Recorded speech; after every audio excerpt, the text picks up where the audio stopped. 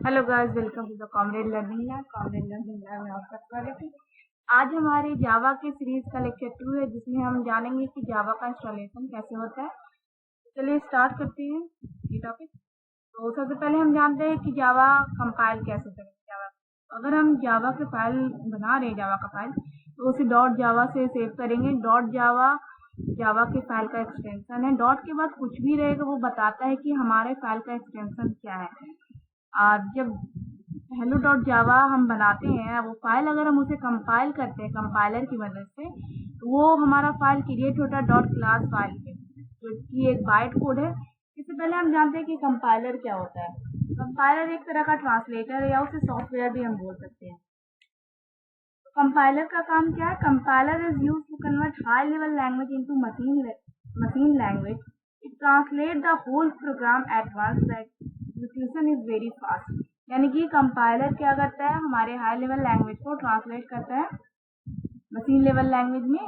Execution fast होता है। ये क्या करता है? हमारे सारे प्रोग्राम को कंपाइल करके एक फाइल में स्टोर कर देता है। उसके बाद उसे हम रन कराते हैं। वो कंपाइलर के फॉर्म में ट्रांसलेट हो जाता है। मशीन मतलब कि मशीन उसे समझ सकता है।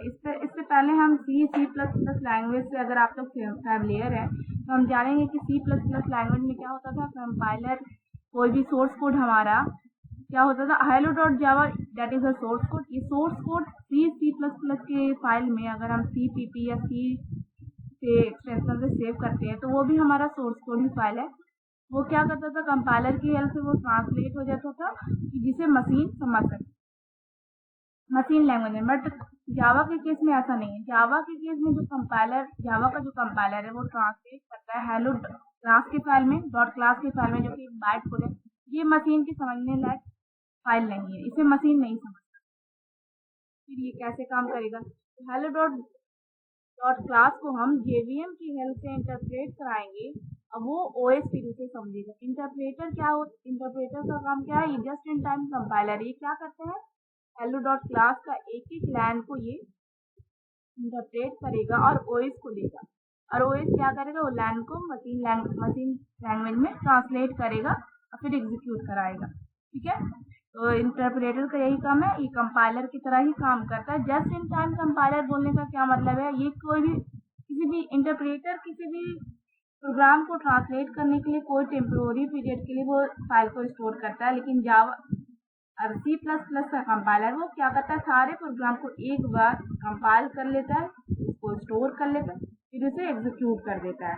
लेकिन इंटरप्रेटर के केस में ऐसा नहीं है। Interpreter is also use to convert high level language into machine language, but it translate one line at a time and execute it before moving to the next line, and it's therefore slower than compiler।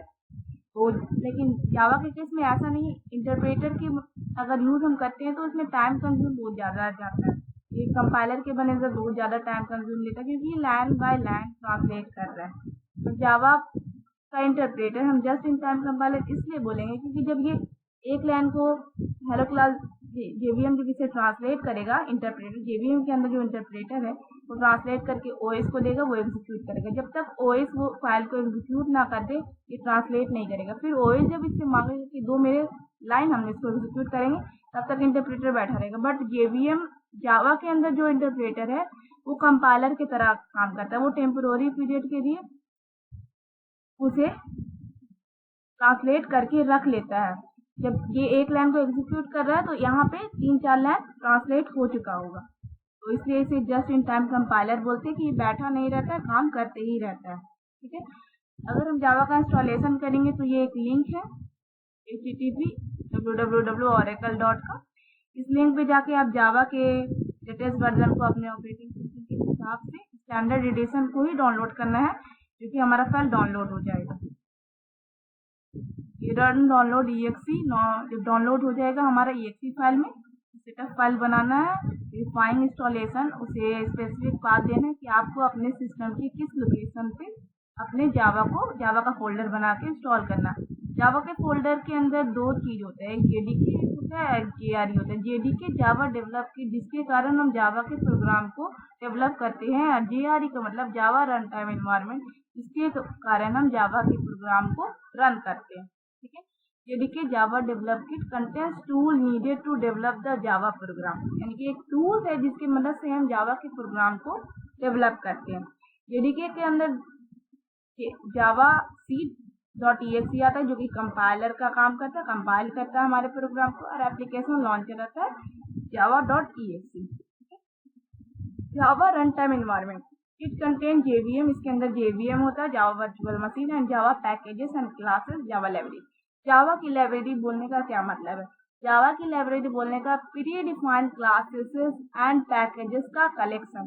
किसी भी languages की library का मतलब यही होता है कि उसमें pre defined classes, pre defined packages या प्री डिफाइंड फंक्शन का कलेक्शन हो। जैसे कि हमारे पास अगर सी की लाइब्रेरी बोले तो उसमें प्री डिफाइंड फंक्शन का कलेक्शन होता है, इसी को हम बोलते हैं लाइब्रेरी। ठीक है, जेवीएम के बारे में बात करते हैं। JVM is a platform dependent, JVM platform dependent है, बट जेवीएम के कारण ही जावा प्लेटफॉर्म इंडिपेंडेंट है। जेवीएम का फुल फॉर्म होता है Java virtual machine provide a platform independent way of executing code, यानी कि अगर हम अपने प्रोग्राम को एग्जीक्यूट करना, एक जावा का प्रोग्राम बनाए hello.java, जब उसे कंपाइल करते हैं तो वो क्लास फाइल में बदल जाता है। डॉट क्लास फाइल हमारा बाइट कोड कहलाता है। वो बाइट कोड जो है वो किसी भी ऑपरेटिंग सिस्टम पे, किसी भी सिस्टम पे अगर आप रन कराते हैं तो उसके लिए हमें जेवीएम की ज़रूरत होती है। और वो जेवीएम हमारा अगर विंडो के लिए कराएंगे तो वो विंडो के सुटेबल जेवीएम रहना चाहिए, या लिनक्स पे कराएंगे तो वो लिनक्स को सुटेबल जेवीएम रहना चाहिए, या यूनिक्स पे कराएंगे तो यूनिक्स के सुटेबल जेवीएम रहना चाहिए। यानी कि अलग अलग ऑपरेटिंग सिस्टम के लिए अलग अलग जेवीएम हम डिपेंडेंट कहते हैं। ठीक है, Java virtual machine interpret the byte code into the machine code depending upon the underline operating system and hardware complete. अगर हम अपने सिस्टम में देखेंगे कि जेवीएम में हमारा जावा का प्रोग्राम कहाँ इंस्टॉल है, तो मैंने सी ड्राइव के प्रोग्राम फाइल में जावा इंस्टॉल रखा है, जिसके अंदर जेडीके या जेआरई दोनों फाइल आता है। जब जेडीके को खोलेंगे और बीन में जाएंगे तो हमारा जेवीएसी या जावा सी या java.exe या जावा सी.exe ये कंपाइलर के लिए, और ये रन टाइम इन्वायरमेंट के लिए, यानी कि हमारे प्रोग्राम को रन कराने के लिए। तो आई होप आप लोग को समझ में आया होगा कि जावा को हम कैसे इंस्टॉल करते हैं, जावा कैसे कंपाइल करता है, कैसे रन करता है, जेवीएम का क्या कॉन्सेप्ट है, जेडीके का क्या कॉन्सेप्ट है, जेआरई का क्या कॉन्सेप्ट है। आई होप आप लोग को ये वीडियो समझ में आया होगा। अगर ये वीडियो आपको पसंद आए तो इसे लाइक करें, चैनल को सब्सक्राइब करें एंड अपने दोस्तों के साथ शेयर करें। Thanks for watching, have a nice day.